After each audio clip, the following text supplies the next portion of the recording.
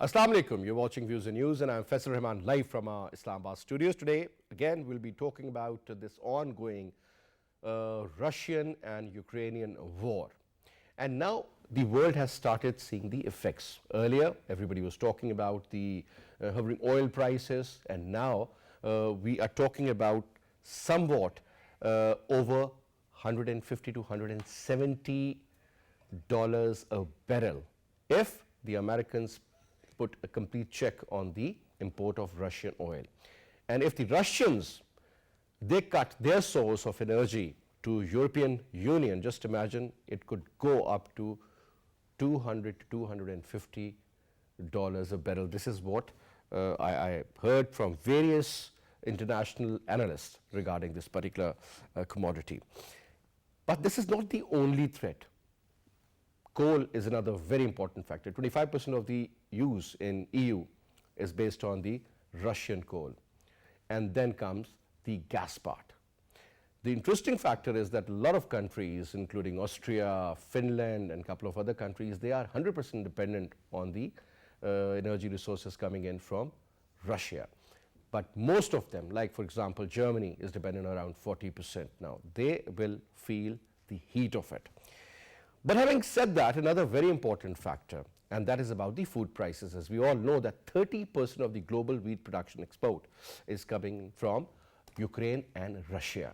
You talk about barley, that is going to have a major impact on the beverages industry in Europe. You talk about corn, again, that will relate to the prices of dairy products, milk, butter, cheese, and so on and so forth. Now, what is going to happen is pretty uncertain, but what is happening is something which is leading to a disaster situation. A lot of bans on Russia, and Russia will retaliate, but the biggest sufferer of this particular war will be the developing world, countries like Pakistan. And who is going to benefit? The oil exporting countries. Now the Americans have an issue with the Venezuelan government, but most likely they will in fact sort out the issue and they'll cut a deal with them. Number two is Iran. As we all know, JCPOA. Now again, the process is on regarding that particular issue.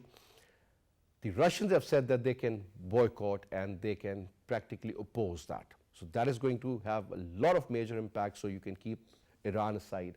As far as Russia is concerned, if let's suppose the European Union stops taking the oil or coal or gas from them, the major importers from Russia would still be China and India and a couple of other countries. But again, having said that, the issue isn't that small. This is going to create a lot of problems. Earlier, we haven't yet fully recovered from the pandemic. It's been 2 years, and now this issue on top. Where will it lead the world? That's $1 million question. What are we going to go through? Again, this is what we'll be asking in our today's program. So, to talk about this issue, let me quickly introduce you to our panelists. We have with us in our studio Amer Zafar Durrani Sahab. He's the president of Reenergia and has also been in the World Bank for over 2 decades. Thank you so much, sir, for your time. And we also have with us from Germany, Helga Zepp Larouche. She's the founder and chairwoman of Shiller Institute. Ma'am, pleasure to have you in the show, and thank you so much for your precious time. But let me start off from you, Durrani Sahab. We have had enough shows on this Russian-Ukrainian war and the effects, and obviously around 4 million refugees we're talking about. 2 million have already entered into Poland, Romania, Hungary, Moldova. But the issue remains that now the sanctions, they have been imposed on Russia, and more sanctions would be imposed because it seems that Mr. Vladimir Putin is not going to back out. He means business and he has a certain agenda and a certain objective. No matter what the price he is going to pay, but he is very much ready for that. But having said that, sir, there is another issue. A lot of people believe that if the European supply is cut, coming in from the Russian side, sir, there are a lot of places regarding the refinery, sir, where the other alternatives cannot approach. and it might take up to 10 to 12 years to build up that kind of an infrastructure. So you're looking at, let's say, from 2022 to 2034 or something, sir. Where do you see this world now, sir, going, especially after the pandemic and now another issue right in front of us? Your take, sir. Thank you very much, Faisal. I think this is a very, well, it's an interesting question to be asked, and I think it's a difficult question to be answered. But if you go with the learning over the during the pandemic, right? I mean, as you can see that the world has, to some extent, gone to being more insular, has gone a bit more to reshoring, a term which is commonly used by China, by, and the World Bank, for example, my alma mater totally rejects and said the World Bank will come back to normal. But let me pick up three angles of this. The first one, obviously, the humanitarian side and the cost to that, the refugee influx into, I mean, we're going to put that aside for a second and just look at purely on economic terms. I think one of the things that is going to be kind of a superlative, if I may say so, that, the logistics are still barely recovering, right? In other words, yep. All the empty capacity, the fact that the tankers were not utilized. So today shipping rates are 4 times what they were 5 years ago. Absolutely. Ports are not functioning at the same capacity as they were before. Some of the larger four shipping conferences are trying not to bring back all their capacity back online, and some of it is difficult to bring back online. So I think but when you bring in the oil and the gas components, basically looking at fossils that Russia sends out, and then you also mentioned the grain part. So to me, the first part that I think about is because Russia has contiguous or had contiguous connectivity with Europe, with Germany, everywhere. So I don't think the sea shipping aspect of it is going to stop recovery. In other words, the post-COVID recovery is going to continue. The second aspect, however, is if you want to bring in who benefits. So let's look at the price side of things, right? So the prices, obviously, we are going to see the Brent now really kind of galloping to heights we have never foreseen before. But who does that benefit? It benefits, again, the US, a lot of it benefits Iran. It benefits Kazakhstan. Kazakhstan has the longest border with Russia. It benefits Saudis, right? And if you realistically think about it, I think the second thing we should start thinking about is because of this, the impact on moving things, right? Whether it be people or whether it be goods. So that's going to be felt really massively, right? Mm-hmm. Already, that I resumed travel this year kind of a little bit more aggressively. And I found out that technically, the prices are at least double, and airlines do not have the same frequency. So we will deal with this. What will this do? This will make grain, commodity prices go up even further. We are seeing that in wheat. We are seeing that in other grains. We are seeing that in general commodity prices globally, and we are seeing that in oil. Cooking oil, yeah. Yeah. The third thing I think which I see is that really, I don't know if the world, especially the US, has particularly planned well when they impose these sanctions.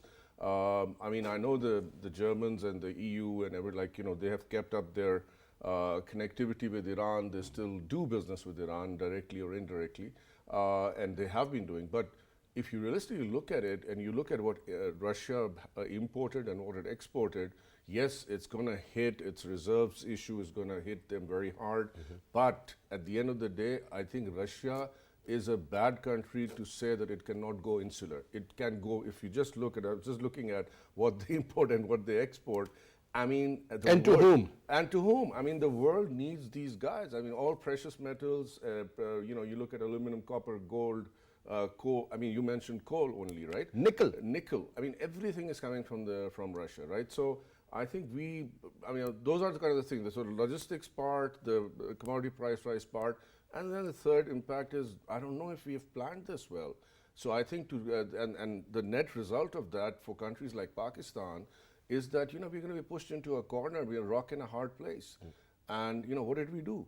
So I think that's sort of my opening take on this. So that means uncertainty is going to prevail. Oh, absolutely. For the time being, at least, till we get to know what exactly is happening. Now, coming to you, Ms. Helga Zepp, interestingly, since you are based in Germany, and Germany is one of those countries which is highly dependent on the Russian energy imports. Now, I'm looking at the current scenario where Germans were initially pretty reluctant to be a part of this war, but now we have learned that they're sending these anti-tank guided missiles to Ukraine.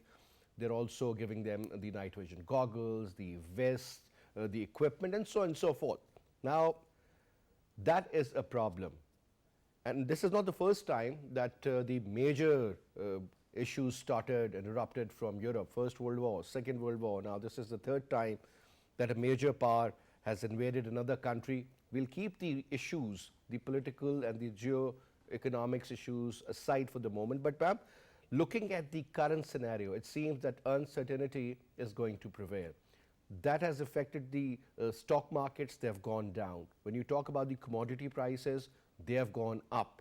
They're surging. Oil prices, God knows where they will end. Today I was listening that the Americans have banned the import of the Russian oil. What if Russia stops exporting it to the European Union?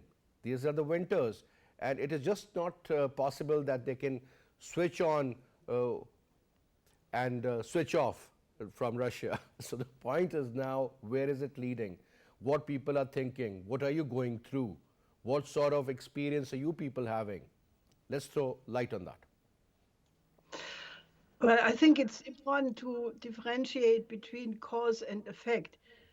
This financial system of the transatlantic sector has been going towards bankruptcy for a very long time because it's based on axioms which are favoring the speculators and the money makers and not the common good. So you can maintain that for a while, but it was clear since the latest 2008, when we had an almost systemic crisis, that this system was bankrupt. And what the central banks did since was to just keep pumping money. They called it quantitative easing, negative interest rate. And in that way, you have an incredibly indebted system, which is hopelessly bankrupt. It has been hopelessly bankrupt for at least 10, 15 years. And the more you keep it going, by pumping more money, the more it becomes unsolvable, unsalvageable. And now, basically, they have decided to put the blame on Putin, but the reality is it was not Putin and the him declaring military action or war on Ukraine which triggered that. But people have not been listening to Putin. Putin has been saying this since 2007 when he spoke at the Munich Security Conference, where he said that the expansion of NATO was not acceptable because it basically threatened the security interest of Russia. He has been very patient, as a matter of fact. Now, naturally, you can say war is horrible, and it's a terrible thing that it came to that. But the sanctions, in a certain sense, are trying to cover up the fact that the Western system has been bankrupt for the whole time. The inflation was there before the Ukrainian crisis erupted. The Federal Reserve promised last year they would increase the interest rate to fight the inflation, but they couldn't because they knew that if the Federal Reserve would start to taper, to increase the interest rate, you would have an immediate wave of bankruptcies of the emerging countries, of the large indebted firms. So they did not taper, and therefore the inflation is there. Now, naturally, if you impose such hard sanctions, I mean, this is now putting into a chain reaction situation, which means this system is hopelessly out of control. You have, you will have a terrible crisis. The food prices will increase. We already had a world famine before this whole thing developed, but now with the fertilizer, which comes from Russia Russia. and Ukraine, being blocked, the food prices will go through the ceiling, and we need a radical reform very quickly because otherwise this thing can completely go out of control. So Germany, is unfortunately headed by a government right now which is not standing up to the pressure from the British and the United States. And, this Chancellor Scholz last Sunday declared practically that Germany is now a war economy. It is absolutely terrible. And if the course is not changed quickly we are heading towards a real catastrophe and possibly World War III. Now I'm talking about Germany. One more quick point, because Germany is one of the largest economies in Europe, uh, and even at the global level. You're talking about the fertilizer issue, ma'am. Around 15% of the global fertilizer manufacturing is taking place in Russia and Ukraine put together. Ma'am, and on top, when you talk about sunflower cooking oil, that has been widely used all over the world. You talk about maize, you talk about corn, you talk about barley, which is a major source of beer production. You talk about wheat. A lot of people, especially in the third world, they're dependent on that commodity to feed themselves. Now, that is going to have a lot of effect. Though Pakistan had a great wheat production this year, still the Prime Minister, in fact, informed that we'll be importing a certain amount of wheat from Russia, and they've signed a deal also. Talking about the food production, ma'am, it is generally believed that Ukraine alone can produce food for about 600 million people. 600 million, remember, that is 60 crore in our language, whereas 40 million or around 43 million is the total population of Ukraine. So the export factor is so important. Now, looking at these figures, ma'am, let's suppose this conflict continues, which it seems it will, despite the fact that the Russians are having a major, hit regarding this particular war. A lot of indirect and direct support is being given to Ukraine. World Bank is preparing an aid package of $3 billion. European Union is talking about more money pouring in and supplying them with military hardware also. At the same time, today I was listening to one of the Democratic senators in United States, and he was saying that he is raising a fund around $10 billion that could be used for the military hardware purchase or otherwise. So if this is the phenomena, the whole world, the Western world on one side, though the Americans will not get affected much, either they'll be able to sell their oil and replace Russia, but that is going to take time, or they can also have a lot of oil support from Canada. That means that Europe is going to be the major sufferer, and that is something which should not happen. Your take? Well, the problem, as I said, is the present government in Germany, the EU Commission, Ursula von der Leyen.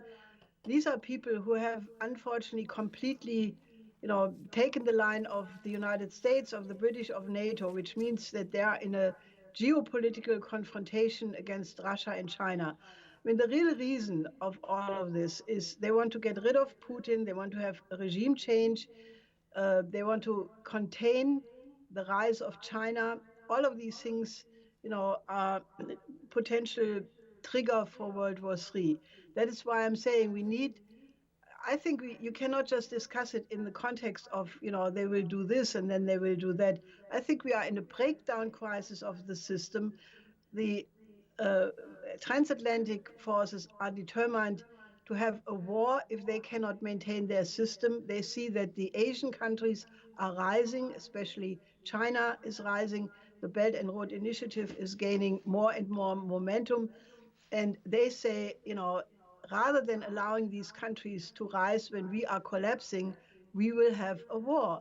And there are some very crazy people who think that you can even have a prolonged, protected nuclear war. If you look at the recent NATO maneuver, Global Lightning, which took place end of January, beginning of February, which had this idea that you can have a winnable, regional, protected nuclear war. I think this is absolutely insane. And the more reasonable people say, if it comes to that, it will be a global war, it will be a world war. That is why I'm saying we have to have an urgent rethinking. And the Schiller Institute has been promoting the idea of a conference to have an international security architecture, which must be global. It must include Russia, it must include China, and it must basically address the fact that the Western financial system is absolutely bankrupt, and all the tensions come from that fact. Therefore, you have to have a global Glass-Steagall banking separation. You have to put national banks in each country, and you have to have a new credit system to provide cheap long-term credit for development. I think these ideas must be demanded because you see there are more and more countries who right now do not want to be pulled into this because they know it's deadly.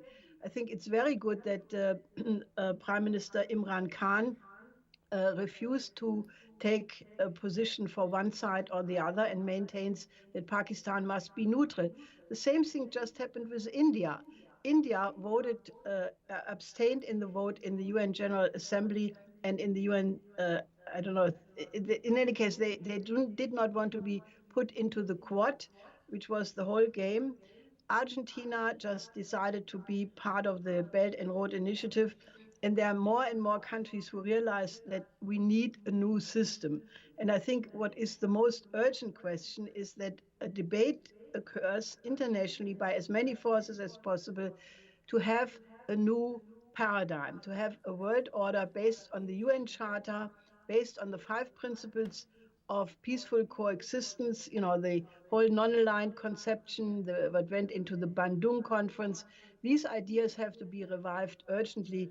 And I think it is especially the independent countries, like Pakistan, like India, and in that point, I think they are very much similar right now, All right. who take a stand that the system must be changed because if it's like before World War One, if you continue like this, a catastrophe will happen. And do we have to repeat history? I don't think so. Peaceful coexistence. What a beautiful word. What a beautiful term. But it doesn't seem it is going to happen like this now. Divisions, and then adversaries, and God knows what's happening out there. But, sir, let's talk about JCPOA, Iran factor. Iran is, or could be, it has a lot of reserves, but if the sanctions are lifted, I think the West can really benefit a lot. Europeans are already looking forward for this deal so that a lot of issues could be sorted so that they can do trade. But, sir, when we talk about the Russian sanctions, so that means that Russia will not be able to do any trade with Iran. This is what the Russians do not want, and they said we can always pull out because they are the signatory of the JCPOA agreement. Now, Durrani Saab, the fact is that if this JCPOA deal is derailed for one reason or the other, Venezuela doesn't agree. China gives a green signal to Russia that we can take your oil supplies instead of Europe, and they have already they have a system, so they are not going to. They are already the largest importers, though, so they don't have a problem. Whereas the Europeans once again will suffer. You talk about North Brent Sea, you talk about the Saudi crude prices, or you talk about Israel. I mean, all these major. They have predicted that if Russia bans, now there is a ban on Russia, but then Russia can ban also, and if that takes place, the current prices could double. So you can well imagine the impact: food, transportation cost, so many other charges, and then ban. And this is an absolute recipe for disaster. Now, sir, if that is the case, where do we stand? A country like Pakistan, we're just coming out of that zone, sir, where we were stuck for 2 years because of this pandemic. But don't you think it is going to be one step forward and maybe 10 steps back? Okay, so, unlike what I hear all day on TV, these narratives that are basically doomsday scenarios, I, for one, have hope for human beings, and I have hope for Pakistan. And let me define, but that is premised on the basic factor that we need to move from what was being described. I think the lady from the Shiller Institute really, Helga, said very rightly about the change, the quantitative change we've seen in the monetary architecture, because technically the world is under so much debt, that actually since 2008 it is kind of like a de facto understanding that this financial architecture has to and must change. And what you are seeing, my dear friend, in terms of them freezing the Russian foreign reserves, which were outside Russia. Look, this is happening. This can happen to any country, right? So this system somehow does not work. So the move from a dollarized world to a renminbi world, maybe not, but a move from a dollarized world to maybe a third currency which is more acceptable could be the crypto, be the future. See, the problem is we start thinking, and I think this is where Pakistan should do some very serious critical thinking, is about the fact that, number one, let's not think about tomorrow, let's think about 10 years hence, right? So if you look at... Wish we could, wish we had. No, but we need to. Look, what is the world looking at? So the world is going to start getting more insular, the reshoring is going to take place. Land-connected countries, in other words, the contiguous continents like Eurasia, are going to benefit because as movement turns from single-point fossils to maybe more and more reliant on non-commoditized renewable sources, right? They haven't commoditized the sun as yet or the wind, but let's see. So the other thing that's going to happen is the world is becoming and running on the old mantra of consumption, consumption, consumption. So I think COVID taught us that we are going to move away from consumption. So basically, where I look at, and I think there was a very good article by General Tariq recently, I don't know if you've read it, but we have been all, some of us, I being the smallest person there, but definitely saying that the Bretton Woods systems is outdated. And I think that's what Helga was kind of referring to, but when she said UN resolution, I mean, the whole impact, I have been part of that system, the larger UN system, the larger Bretton Woods system, and I think the time has come that we fundamentally come up with a new global architecture. She talks of a global security apparatus, I agree, but that global security apparatus, which is inclusive of Russia, inclusive of China, is inclusive even, I will be tolerant to North Korea and everybody, because one of the reasons these states exist, like Iran and everybody, is that, fundamentally they have been kind of propped up because of the need of the post-Bretton Woods architecture. You see, everything comes back from Yalta. I mean, if you look at Yalta 54, and then everything emerging, the Cold War emerging.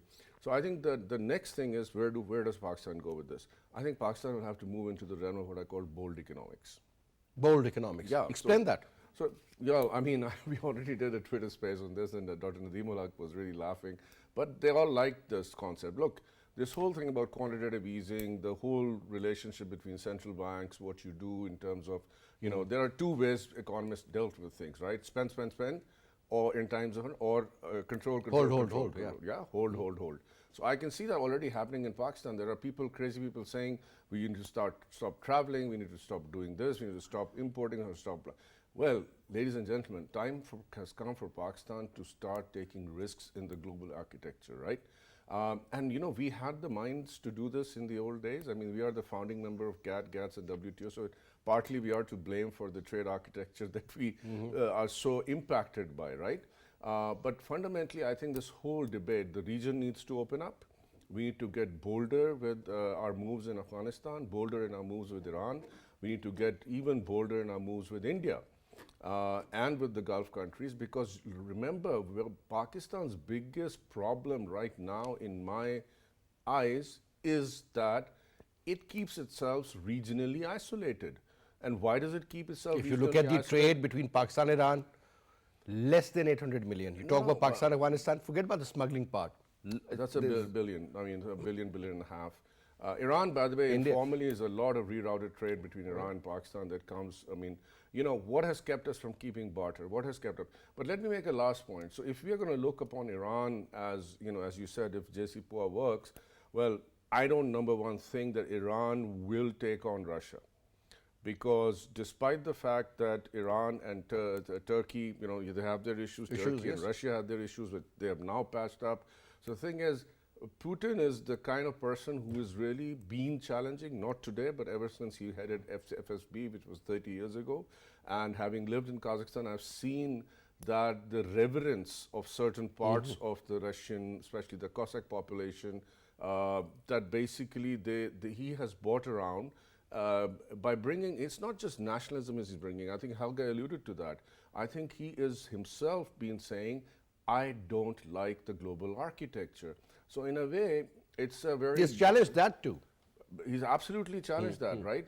And the fact is, this is the big bear. Let's not forget. I mean, how long is he going to keep lying, right? I mean, the hibernation periods have their limits, right?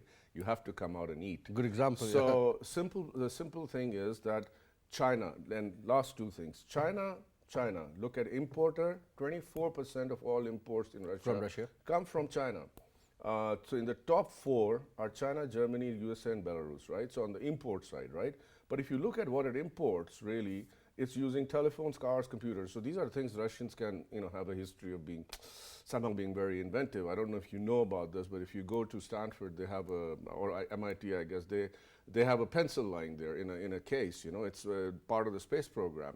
And it's upside down and in gravity. Yeah. So while the Americans spend $10 million inventing a pen, the Russians use a simple pencil.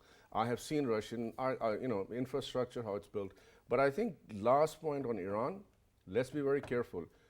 Even if Iran gets out of all this mess, its current refinery and other oil infrastructure is archaic, will not sustain massive increases in production. In fact, the existing infrastructure needs a complete overhaul. So don't think that suddenly you want another $5 billion. After 5 minutes, you can have this much of oil. There's a system. So one more quick comment.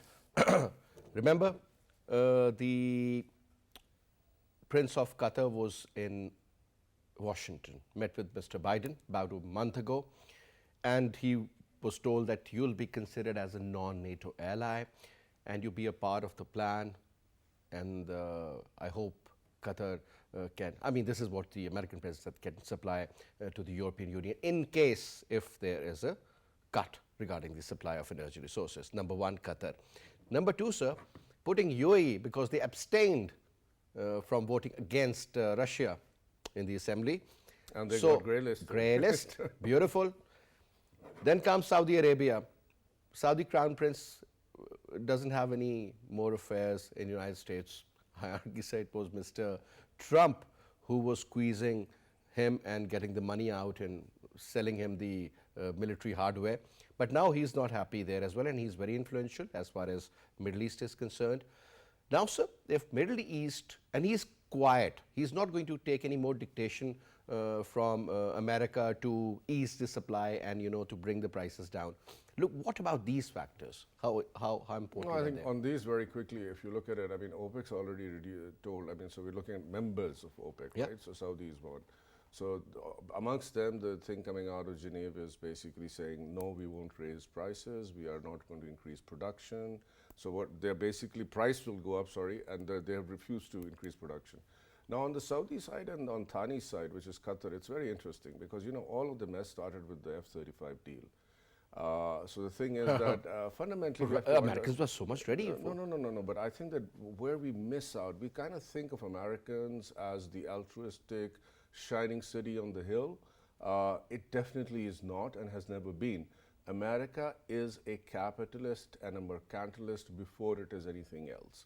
So, let me give you one simple example. The tariffs on bed towels are higher, and anything that comes from the continent of Africa is just particular items were tariffed at a high rate. So the thing is that America, we see America as this liberal, but what we have to understand, America is a liberal consumer by actually gobbling and gobbling and gobbling all the planet, its resources. If you look at per capita, Americans are they are basically the highest indebted nation currently in the world. Now, why the world needs and parks money there is simply because of the fact that they need to have their goods sold. So as I said, the Qataris are going to actually, this is very interesting. If you had asked me this question before the invasion, when I was in Dubai, I would have said, the way life is going to sit, the UAE and the Saudis are going to fall out, despite being jointly a coalition against Yemen Houthis. What about the $1 trillion invested in the United States of America that belongs to UAE? Yeah, hold. So the issue is that we all need to be also cognizant, how does Qatar play this? Now, remember, Qatar and UAE never looked eye to eye. Only now they reconciled and said, okay, we're going to look. This is the GCC, this coalition of 15 countries, is actually it's a beautiful contiguous landmass that can play a huge role in this. But unfortunately, I still think two things will not change. The Shia-Sunni politics is going to be exploited hugely and massively. And secondly, I'm not quite sure Americans Bomb want blast peace. in Peshawar is an example of that. Yeah, and I'm not sure the Americans really looking for peace, because at the end of the day, where does their war machinery go? So the thing There is has to that be a conflict that somewhere. war machinery is going to ensure that the Saudis don't change their track. Now, the thing about MBS, with all due respect, is he is an unknown, and even more than that, he's like a grenade wasting, with the pin pulled out halfway. Nobody knows what he'll do, and he's not making any friends. I mean, yeah, he's using that stock market strategy. Wait and see. No, but you see, there are 10 major cities in Saudi Arabia right now. If you look at what is happening there, I mean, the popularity of MBS is not at its ever-time high. And we also need to remember, while we question and challenge how democracy is needed in Pakistan, please understand the Saudis are not democratic people. And neither are most of these Gulf You countries. can't impose democracy. Yeah, so it's going to depend on one-side deals. That's it. Let's see. Now, coming to you, and last comment from you, Helga, and that is about the short-term economic impact. Now, we do see there is going to be a lot of problem. My own brother lives in London, and he said that the energy cost has gone up significantly, and we never thought this is going to happen, and it is just multiplying. And a lot of analysts believe that this is just the beginning. Now, 2022 could be the most interesting year. Global economy was already suffering for the last 2 years because of this pandemic. The moment they started recovering and we could see some positive indicators and everything, I mean, now we see this war. And this is not only limited to Europe, this is going to have its impact on Asia, on USA, Canada, even Africa, I would say. So let's suppose if Russia is engaged, which I believe Russia will be, in Ukraine, some sort of a guerrilla war, Afghanistan-like situation is created once again for them in Ukraine. This time Pakistan is not the partner, but let's suppose Poland, Hungary, and other European Union countries or NATO members keep supporting them indirectly and keep giving them these weapons through which they can attack the tanks, helicopters, even they have hit the Russian jets. Let's suppose if this war continues for another couple of months, what do you see happening to Europe in general and Germany in particular? Frankly, I don't think that that is what's going to happen, because I think that the Russians have not even used the totality of their troops. They have not used the totality of their weapon systems. And many military men in Germany and elsewhere, but also Germany, say that there is no way how Ukraine can win this war. The people who will suffer the most are the Ukrainians. They will be, chopped up and murdered and die as a result of the West not listening to Putin. And I can only repeat, it was not Putin's fault. I mean, he said it very clearly. He said it, I have no place to retreat to. So here are the security guarantees I want from the United States and from NATO. And then the answer from these two places were not anything. They just answered on some secondary questions, like resuming arms control negotiations. But they did not want to guarantee that NATO would not continue to expand to the east, and that Ukraine would not become a member, and that there would be no offensive weapons at the border with Russia. So then Putin says, I have to take care of the fact that there has been a genocide in East Ukraine, in the Donbass. 14,000 people have been killed. They have, produced many documentaries in the meantime, showing that, that there was actually a continuous war by the Ukrainian armed forces against these two republics, and that Nazis have been used. And there's also no question. The Schiller Institute, we did a documentation in 2014 where we documented the existence of Nazis, the Azov Battalion, the followers of Stepan Bandera, which were kept by the secret services in the post-war period, by MI6, by the CIA, by the BND, and we documented it as the Maidan coup happened. So the whole discussion that there are no Nazis, it's just simply not true. And the big scandal is that the Western governments have backed a coup in 2014, which brought the Nazis into the government, into the Rada, the parliament, and into the armed forces. And when Putin now says he insists on a demilitarization and a denazification, because that is crucial to the security interest of Russia, the West must listen to that. And I think, while right now, the European governments are completely crazy. I mean, they are in a brainwashed condition. If you listen to the media, Yeah, Goebbels this would. is exactly, I would totally agree with you on that. This is exactly what is happening. But I'm so sorry to cut you here, Helga. We'll definitely be having you in other shows as well, and we'll talk more about it. But since I'm running out of time, I would like to say thank you very much for your contribution and for your comments. And same goes for you, Durrani Saab. Pleasure to it was always, been a pleasure to have you on the show, and we learn a lot from you, especially regarding these economic issues.